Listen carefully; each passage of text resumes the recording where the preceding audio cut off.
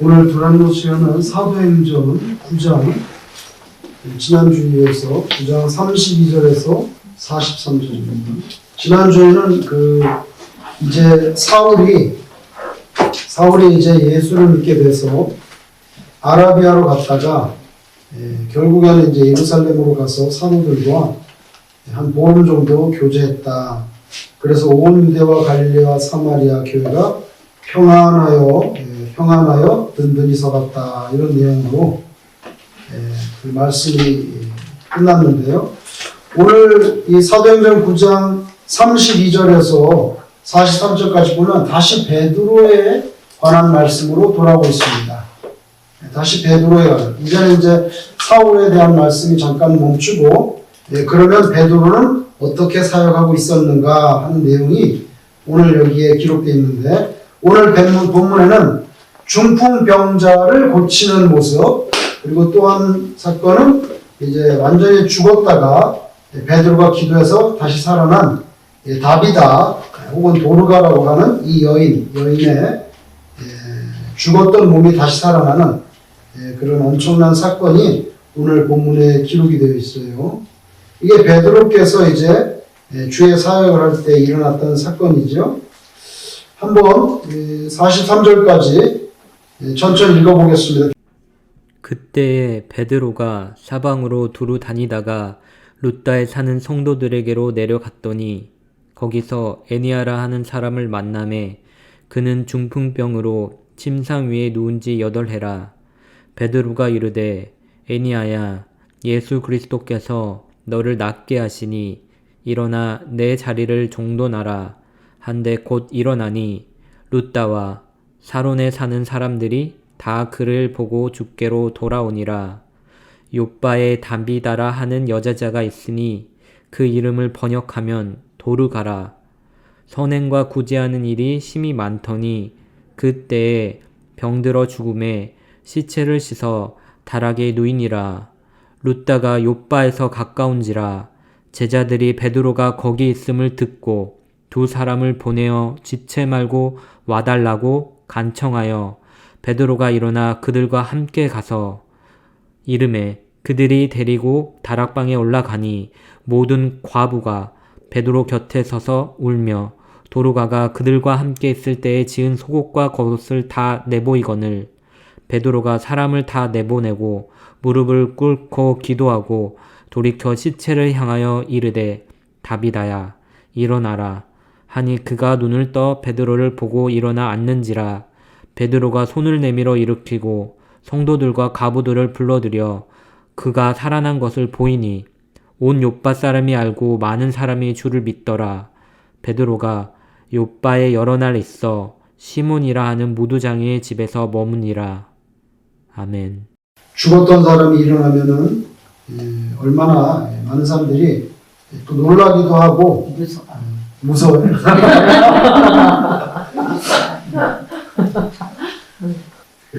또 그걸로 인해서 예수 믿는 사람도 많이 늘어나는 그런 모습을 오늘 여기에 봅니다.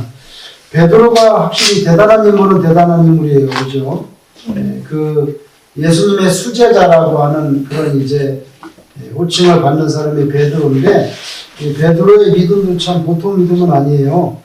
뭐 예수님이 갈릴리 호수 걸어오니까 나도 좀 걷게 해달라고 그렇게 말할 사람 아무도 없잖아요. 배에서. 참 그 베드로는 특이한 분이에요. 특이한 분이에요. 그래서 어쨌든 간에 몇 발자국이라도 걸었지 않습니까? 갈릴리 호수를. 굉장히 적극적인 사람이었던 것 같아요. 적극적인. 신앙생활도 적극적으로 하면 이렇게 은혜를 또 다른 사람이 체험하지 못하는 그런 은혜도 체험하게 되는 것 같아요.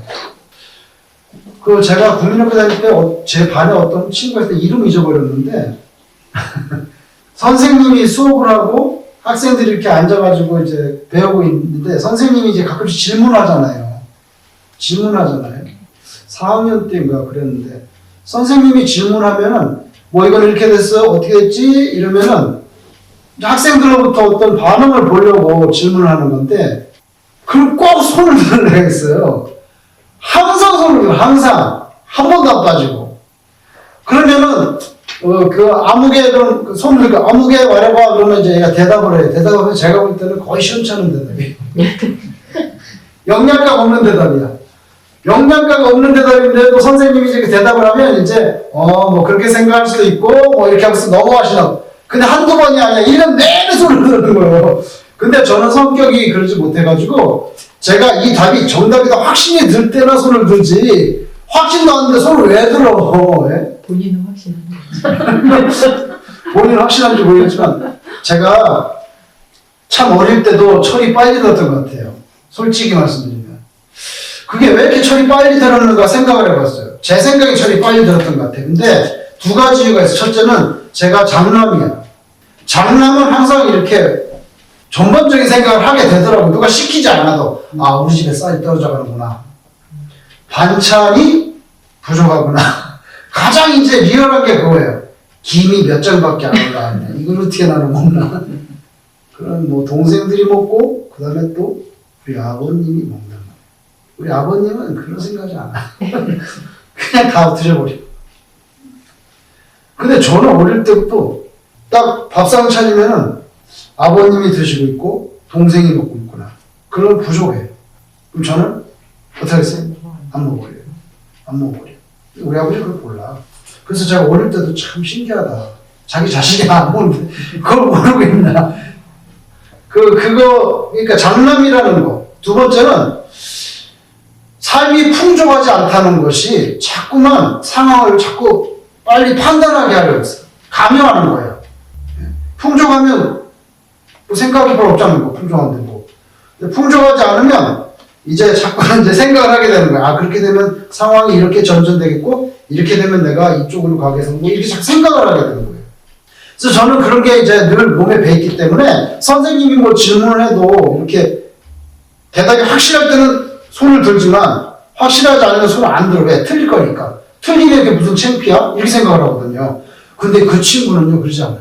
일단 손 들고 봐. 제가 볼 때는 생각도 안 하고 손을 들은 것 같아. 아, 선생님이 질문한다고 바로 손 들고 있어요. 저는 멍청해서. 저는 그렇게 생각을 했어요. 그런데 제가 그 1년이 지나고 나서 깨달은 게 있어요. 그때. 제가 철이 들었다는 거는 이제 뭘 말씀, 그런 걸 보면서 제가 생각을 하게 된다는 거예요. 제가 그때 내린 결론이 뭔지 아세요?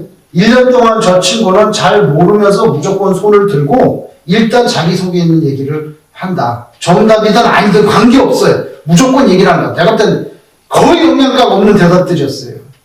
근데 1년이 지나고 나니까 무슨 생각이냐면 선생님이 그 아이를 좋게 생각하는 거예요.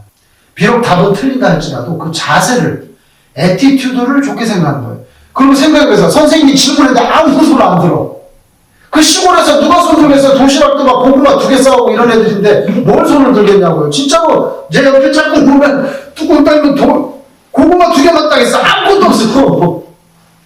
그런 아이들이 무슨 학업에 대한 애착과 뭐 그런 게 손을 만들겠냐고. 그나마 그 아이 하나가 있어서 선생님이 힘을 받, 그러니까 선생님이 어떻게 말하면 선생님으로서 조금 이렇게 기분이 좋아지시는 것 같아요. 그런 걸 느꼈어요. 그래서 나는 속으로, 나는 맨날 재고, 계산해서 이 답이 다지고 다져서 확실하면 손을 들고 발표를 한 번 할까 말까야. 한 달에 한 번. 이 아이는 그냥 매일매일 손을 드네. 그런데 이제 그 두 번째 학기가 지나서 학기가 끝나는데 선생님이 어떤 반응이 나오는가 하면 질문을 하시고 걔가 손들기 전에 걔를 불러요. 걔 이름을 불러주더라고. 그래서 내가 그때 제가 깨달았어. 아, 지속적으로 손을 들고 하니까 선생님이 아예 제가 손을 들 줄 알고 쟤를 불러주시는구나. 그리고 비록 정답이 틀렸다 할지라도 그 적극적인 자세를 선생님이 굉장히 기뻐하시는구나. 그런 걸 깨달았어요. 그래서 나도 저런 쪽으로 좀 가야 되겠다. 이제는 그 4학년 때예요. 그런 생각을 했었어요.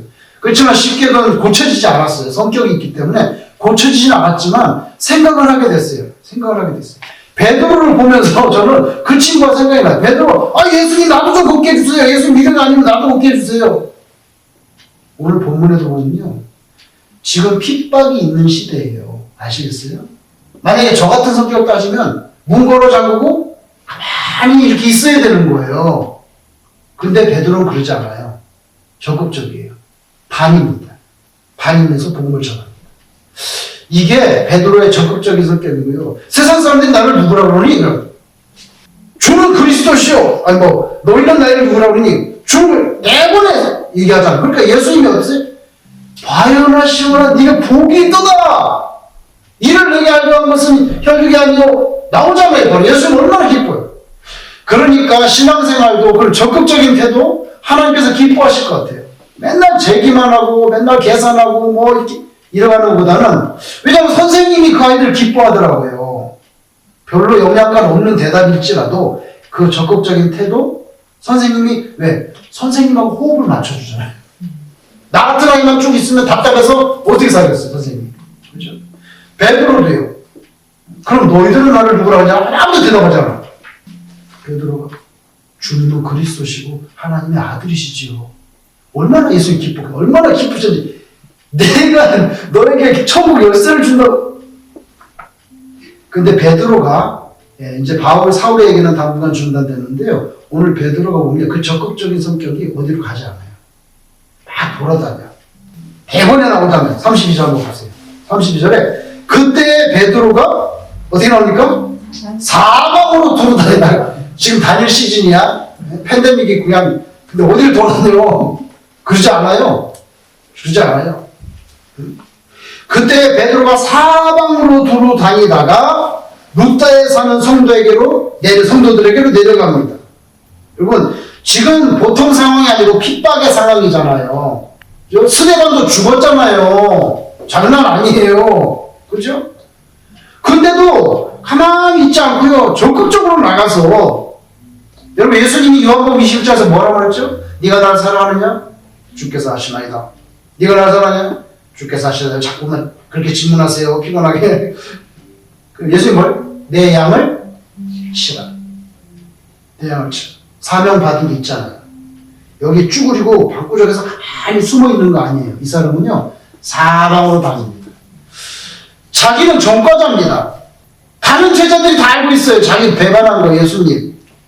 근데 예수님이 그 버리지 않고 리사이클 해줬죠. 와서 리콜링 해줬죠. 그것 때문에 일부러 디베라까지 찾아왔잖아요. 그래서 내 양을 먹이라. 예수님이 먹이라는데 누가 베드로한테 뭐라 그래?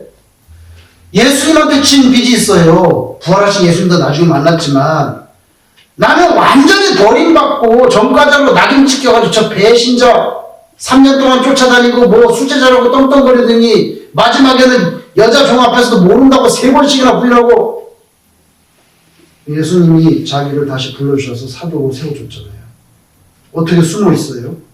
사방으로 두루다니다가 적극적인 성격, 은혜를 생각하는 성격, 자기가 확신한 것에 대해서는 액션으로 옮기는데 전혀 주저하지 않는 이 베드로의 모습.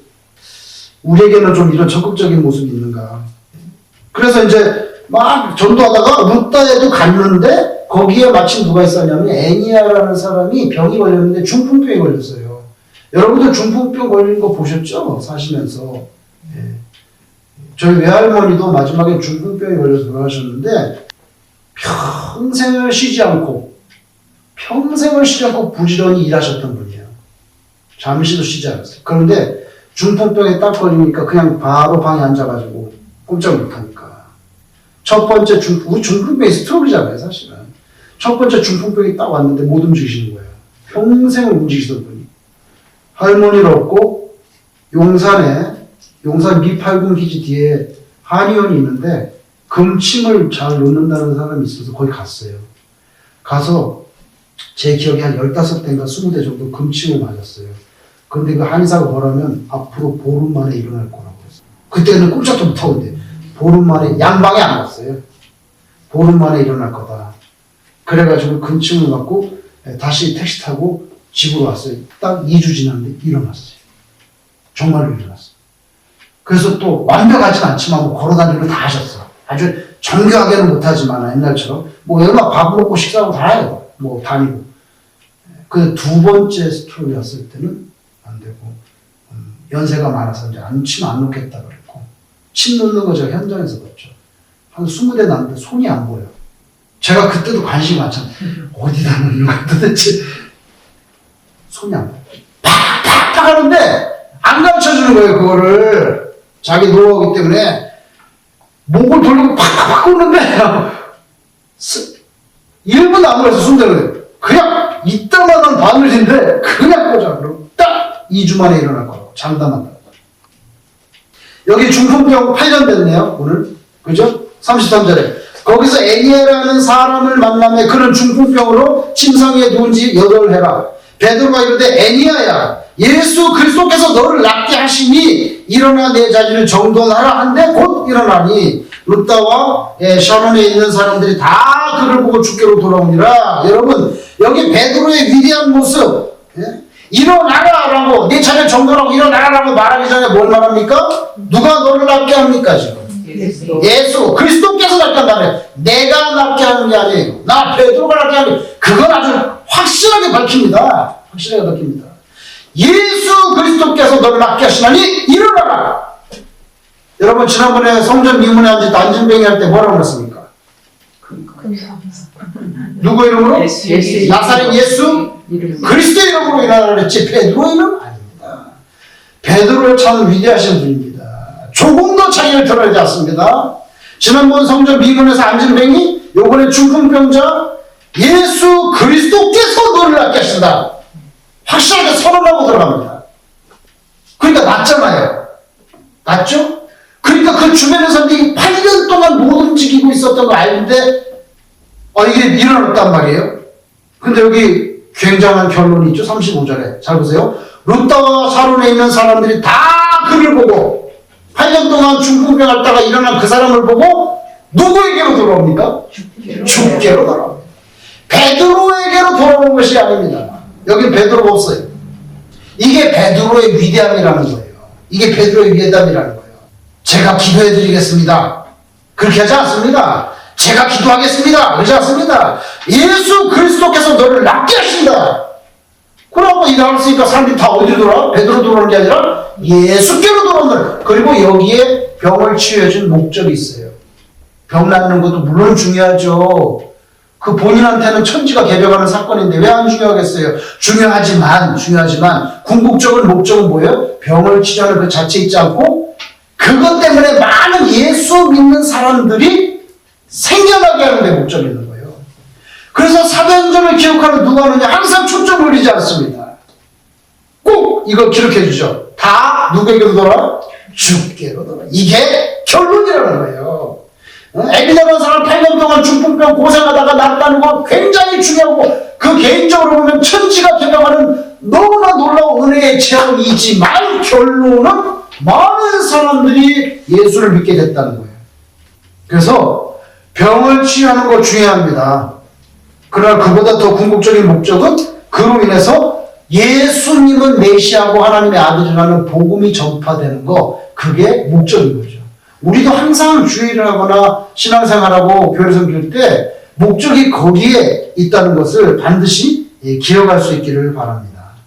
아멘 하세요? 아멘. 그래야죠. 다른 거에 목적이 있으면 안 되잖아요. 그런데 이제 두 번째 사건이 나옵니다. 앞에 거는 잘 됐어요. 중풍병자 살아났어요. 그런데 그냥 보세요. 36절에 요바에 다비다라는 여제자. 대단한 거죠. 대단한 건 여러분, 여제자라는 단어가 처음 붙여진 사람이에요. 성경상으로. 그죠?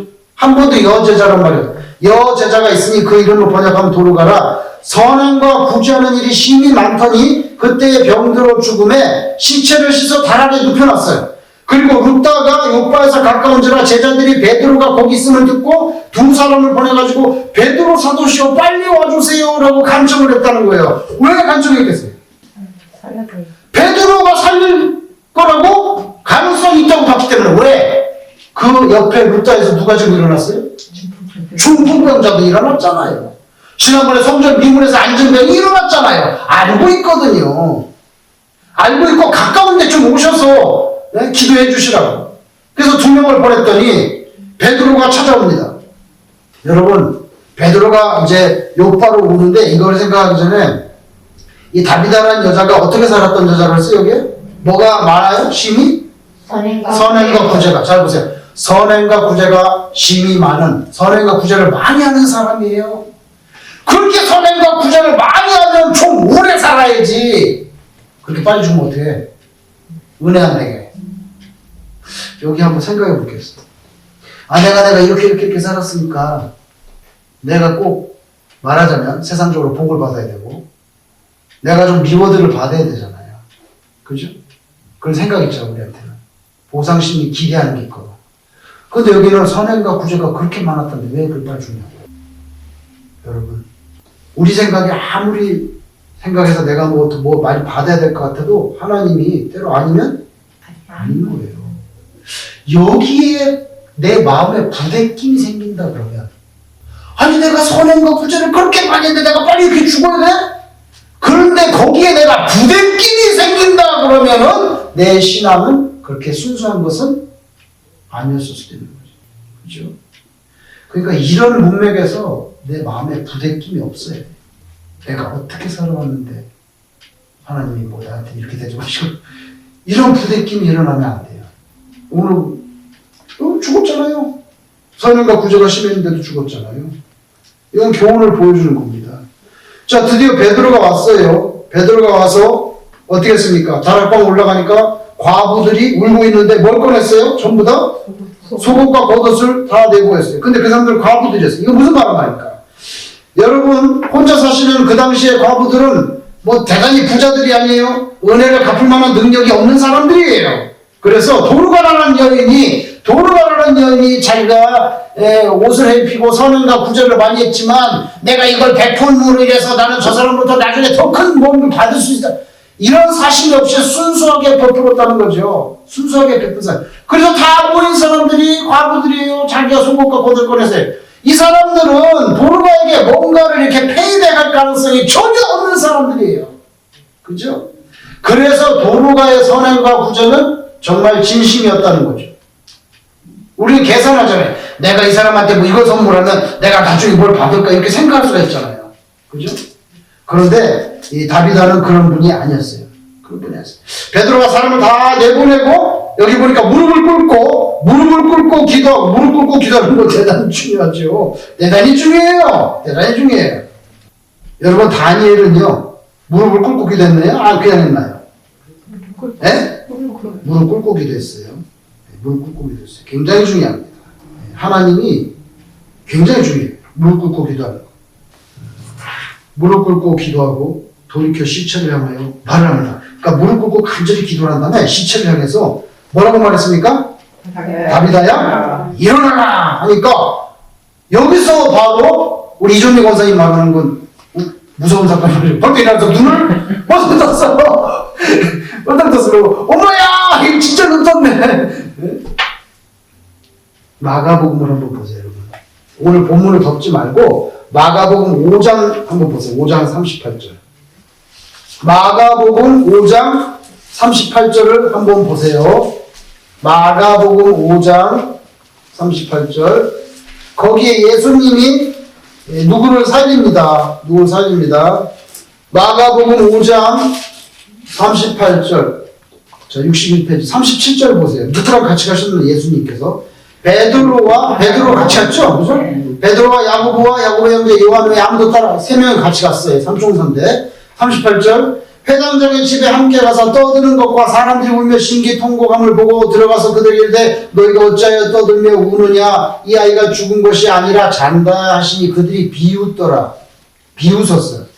예수께서 그들을 다 내보내신 후에 아이의 부모와 또 자기 함께한 자들을 데리고 오시고 아이 있는 곳에 들어가서 그 아이의 손을 잡고 이르시되 뭐라고 말했습니까? 달리다 굼 하시니 번역하면 곧 내가 네게 말하니 소녀야 일어나라 하시니라. 소녀가 곧 일어나서 걸으니 나이가 12살. 이게 바로 회당장의 딸을 죽었는데 다시 살려내는 예수님의 모습인데 예수님께서 그의 손을 붙잡고 하신 말씀 이걸 제가 말씀드려요. 뭐라고 말했습니까? 달리다 굼 이렇게 말했단 말이에요. 달리다 굼 이렇게 말했어요. 그러면 달리다 굼이 무슨 뜻이냐 이게 달리다 굼. 달리다 굼은 무슨 뜻이냐면은 달리다 굼 이게 아람아이예요. 아람방 우리로 말하면 이제 우리 대한민국 표준어가 있는데 뭐 전라도 방언, 경상도 방언, 충청도 방언처럼 그냥 그렇게 방언 중에 하나 조금 말이 표준어가 아닌데 달리다 굼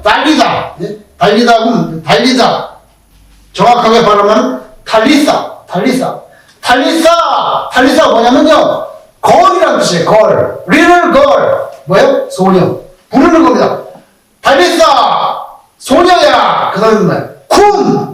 여기 한국말로 굼이라고 되어 있는데 원래는 쿰이에요. 쿰. K-O-U-M. 영어로 음역하면 K-O-U-M. 그래서 탈리사 쿰 했는데 탈리사 하면 little girl. 그 다음에 쿰 뭔지 아세요? rise. 이겁니다. 쿰. 그래서 탈리사 쿰 하니까 일어났다는 거예요. 이걸 누가 봤어요? 베드로. 자, 오늘 본문에 보세요. 예수님 흉내를 냅니다. 본 게 있으니까. 그죠? 40절에 베드로가 사람을 다 내보내고 무릎을 꿇고 기도하고 돌이켜 시체를 향하여 이르되 뭐라고 말씀입니까? 다비다야 일어나라. 다비다야 일어나라. 이렇게 돼 있죠? 아까 마가복음 5장 41절의 원문에는 탈리사 쿰 이렇게 됐어요. 탈리사 쿰. 그 한국말로 달리다 쿰이라고 번역을 했는데 오늘 본문 여기 40절에 베드로가 다비다야 일어나라 할 때는 다비다는 사람 이름이잖아요. 그죠? 이거 소녀가 아니니까. 다비다야 일어나라 이렇게 됐죠. 그죠? 그래서 다비사 쿰 하면 좋겠는데 다비사 쿰 이렇게 해야 되는데 오늘 쿰이라는 거 안 하고 다른 단어를 썼어요. 근데 똑같이 일어나라는 단어예요. 일어난다. 그 단어는 뭐냐면은 원문에는 보니까 아나스테시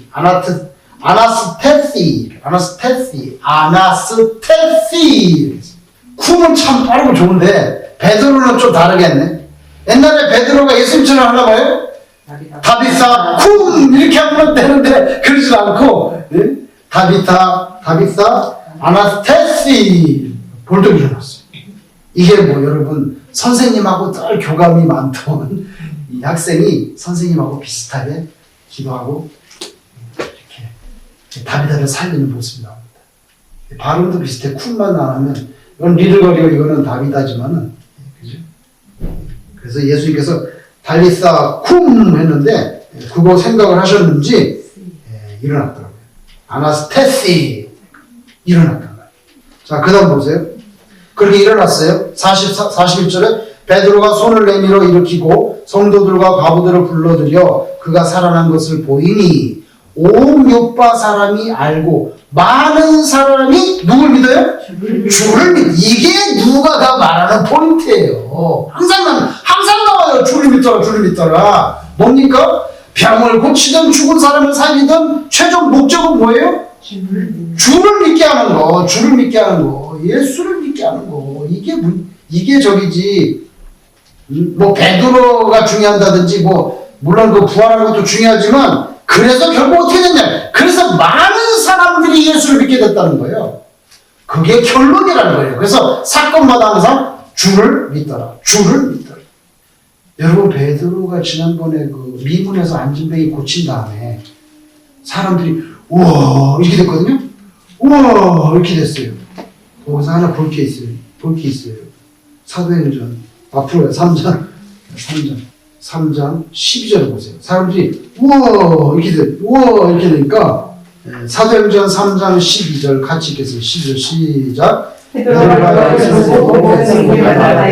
이스라엘 사람들아 이 일을 놀랍게 여기라. 우리 개인의 언변과 경건으로 이 사람을 걷게 한 것처럼 왜 우리를 주목하느냐? 여기 아주 그냥 클리어하게 왜 우리를 쳐다봐? 왜? 누가 낫게 한 거예요? 예수의 이름으로 낳는데 왜 우리를 쳐다보냐? 그죠? 그때부터 신앙이 울고준 이 베드로가 8년 동안 중풍병 앓는 사람 이렇게 세울 때도 예수 그리스도의 이름으로 예수 그리스도가 너를 낫게 하신다. 딱 선포하잖아요. 그죠? 그래서 주께로 돌아오니라.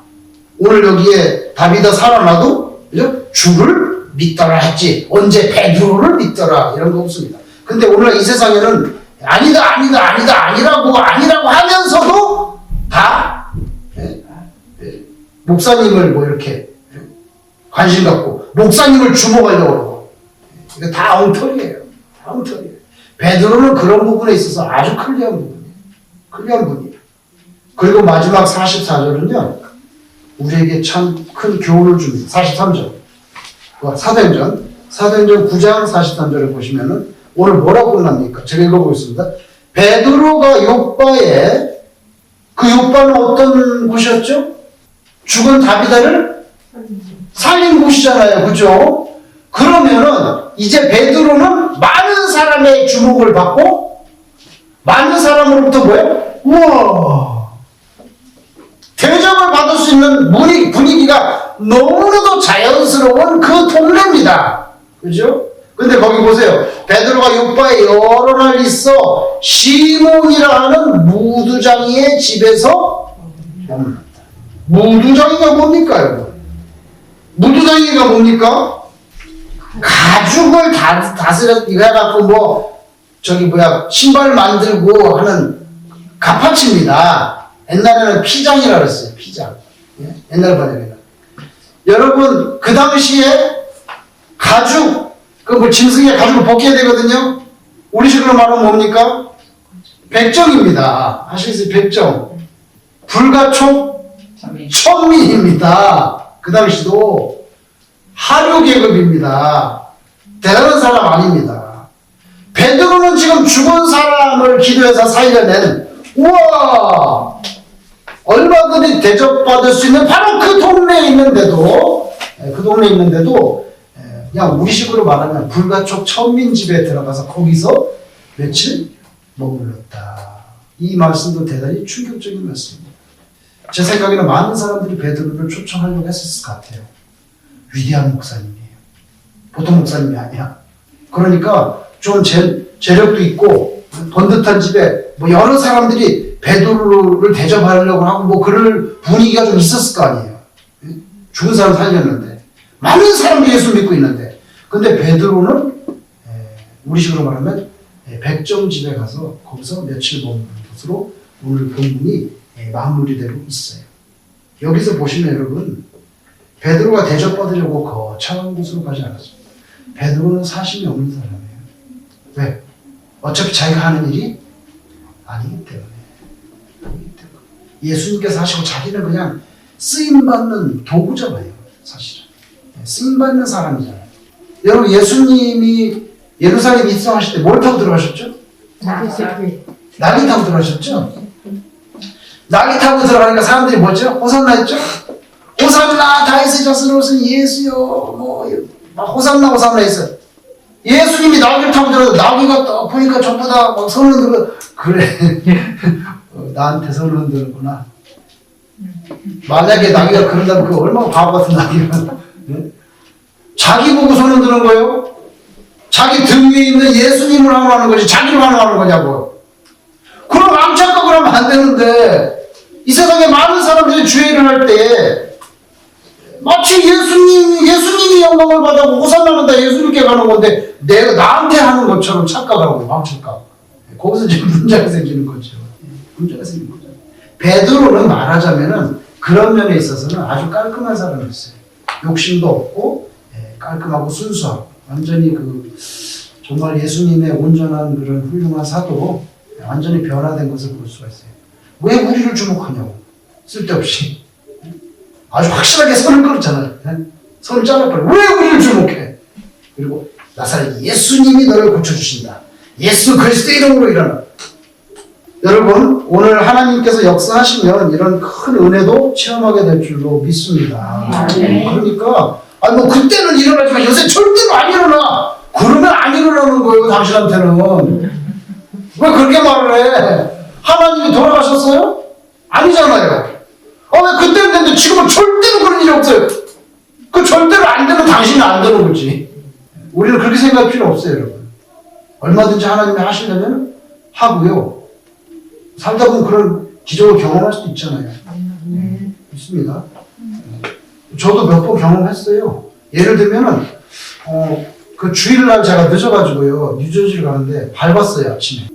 조지 워싱턴 다리 가는 그 길에서 엄청 밟았어요. 예배 늦으면 안 되니까. 딱지는 떼도 돼. 예배는 늦으면 안 돼. 딱지는 그까지가 200불이면 돼. 근데 예배는 늦으면 안 되는 거예요. 그래서 밟았어. 밟았는데 그날 아침에 안개가 살짝 끼고 도면이 살짝 적셔져 있었는데 막 밟고 그냥 정신없이 가는데 앞에서 차가 딱 멈춘 거예요. 하이웨이인데. 그래서 브레이크를 밟았는데 계속 미끄러지는 거예요. 그냥 곧 박는 것만 남았어요. 이제 그게 막 1, 2초 사이에 벌어지니까 이래. 그래서 딱 밟았는데 쫙 미끄러서 앞차 박으면 앞차 죽잖아. 나는 죽는 거고 내 잘못이니까 그 앞에는 무슨 죄가 있어. 나 때문에 죽는 거야. 그래서 제가 그게 한 2초 정도 상관이었는데 제가 그 순간에 어떻게 펀데 앞사람을 죽일 필요는 없지. 죽으면 나 혼자 죽으면 되지. 자기 혼자 죽이면 남을 죽여. 그대로 죽는 거야 그 사람이. 내 속도로 봐서는. 그래서 제가 차를 그러면 안 되지. 그러니까 그 2초 상관에 꺾었어요. 핸들을 확 꺾어가지고 중앙 분리대가 이렇게 있어. 거기 중앙 분리대에서 콘크리트가 있다고. 거기다 쳐박으면은 차가 스탑할 거 아니야. 그래서 있는 대로 최선 다해서 돌렸어. 차가 곧 때려 박으면 뭐 나만 다치고 그 사람 물자에 박았는데 사건이 벌어졌어. 무슨 사건이 벌어졌어? 차가 퉁 튕겨나는 거야. 그러니까 콘크리트에 박지 않고 차가 박지 않고 박기 전에 스프링이 있는 거죠. 무슨 뭐 스펀지에 가지고 차가 퉁 튕겨나. 또 갔다 또 박았어. 응? 두 번을 때려봤는데 두 번 더 퉁 튀어나고 그러면서 속도가 멈췄어. 내 차 기수도 안 났어요. 여러분 그럼 앞에 부서져야 되잖아. 범퍼라도 기스 하나도 안 났어. 그리고 차가 멈췄는데 앞차하고 나사는요 거의 한 10cm 정도밖에 안 나왔어. 그러니까 뭐 그게 대단하다는 게 아니라 뭐 불쌍하니까 그거 살려주시는 거죠. 하나님이 한번 살려주는 거죠. 불쌍하잖아 그거 밤에 그렇게. 아니 밤에 아침에 그거 늦자고 부리다가 얼마나 불쌍해. 하나님께서 원하시면 얼마든지 살려주실 수 있고 또 뭐 하나님의 뜻대로 하세요. 그러니까 절대 우리한테는 그런 기적이라는 거는 기대할 필요도 없고 일어나지 않아. 그런 비상식적인 그러면 그대로 사는 거예요. 당신은 그렇게 사시라고. 하나님이 왜 전능하신 분이고 지금도 살아계신데 하나님의 능력을 우리가 스스로 제한할 필요는 없잖아요. 우리는 기대하고 소망을 갖지 못했지 왜 내가 미리 그거를 제한을 해. 하나님 능력을. 오늘 베드로 위대하신 분입니다. 그분을 통해서는 기적도 위대하지만 나는 그분의 그 순수함 그리고 깔끔함 얼마나 깔끔해. 너무나 존경스러워요. 저와 여러분이 이렇게 순수한 마음으로 주님을 섬기기를 주의 이름으로 축원합니다. 아멘.